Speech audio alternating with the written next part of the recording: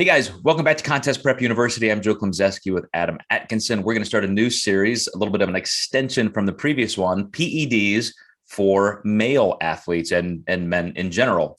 And again, Adam, I put all my cards on the table last time and said, this is just not my area of expertise. And I know you've had some experience just talking to some experts, and you really dug into some of this. And it's interesting to hear your perspective, because I can spend all day online and look up stuff and feel like I'm getting some answers, but still it's just not something I get a chance to apply much. So let's talk about just the personal considerations for men. And I will tell you this, as a young bodybuilder, from the time I was in my teens to 20s to 30s, even when I had become a WNBF pro, of course, there's always that tug. Should I do something? Would it be great to add 40 pounds of muscle? Could I become an IFBB pro? And I think the biggest personal consideration for me was always, well, then what? Like, would I be happy being that guy who gained 20, 30, 40 pounds of muscle and then eventually came off? And, what are those health effects? And so, I'd love to hear your perspective, having worked with natural athletes and enhanced.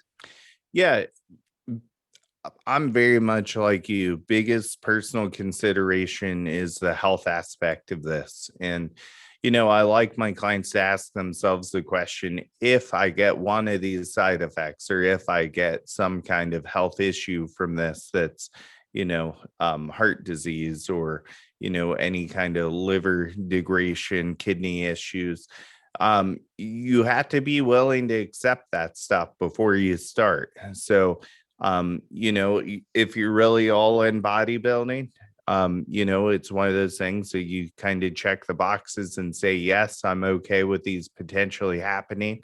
You do everything you can to make sure they do not. But I really tell people to look into your genetics, look at your grandfathers, your grandmothers. Is heart disease a big issue in your family? Because chances are, if it's in your genetics, you're going to have something like that. And what would the PEDs do for that? Is it just the extra stress on your heart, or the increases cholesterol? What's really happening there? Yeah, so you've got the cholesterol issues, but you also do have to realize, when your heart's thumping faster because you're 300 pounds, that it's not necessarily healthy to be that big. Some people are going to handle that better. My personal experience with, bodybuilders is some of them develop apnea as soon as they get over a certain body weight, no matter how lean they are. So just the aspect of you, not being able to breathe at night, your heart starts beating faster to get oxygen, and it's just really not a healthy way to live if those things start happening. Now, some people are going to have better health genetics for this, and some people might not skew as badly, but there definitely are the risk, and there's no guarantee until you dive in and kind of see what happens. I'll give you a couple of really quick anecdotes. I remember seeing Greg Kovacs, who is a bodybuilder who I think is deceased now because of enhancement. And he was one of these, original Muscle Tech sponsored athletes. I believe he weighed almost 400 pounds in the off season, just a massive man.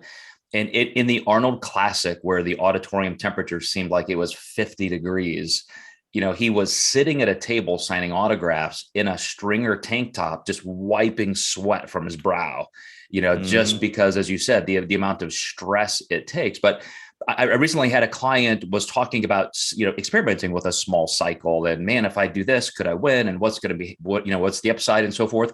And I had to say, well, as soon as you stop, at least this came up in conversation, all of those gains go back away. I mean, some incredibly quickly, some a little bit more slowly.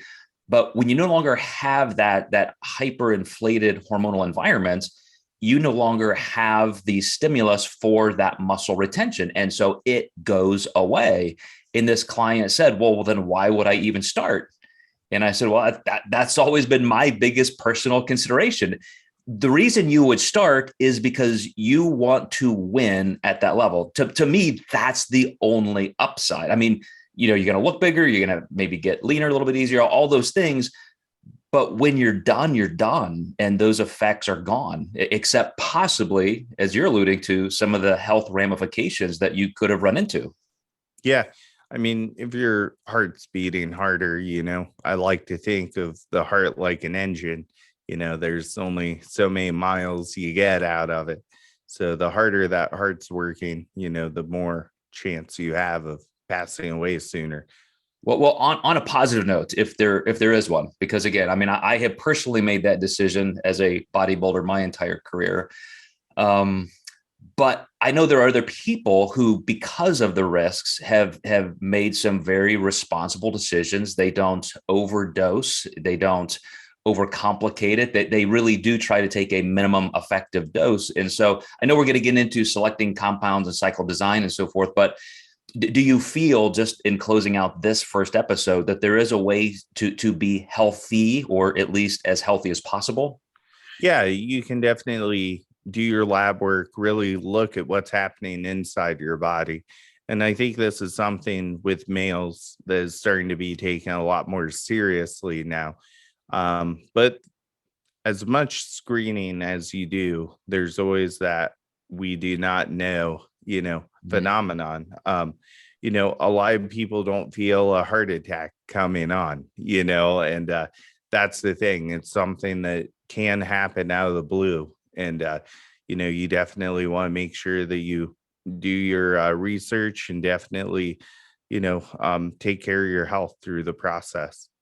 Well said, Adam. I really appreciate your temperate approach. So, guys, we're going to wrap up this episode 1. We're going to come back with talking about the actual compounds, how to cycle, all the things that you may need to know to make that better informed decision. So we will see you next time in Contest Prep University.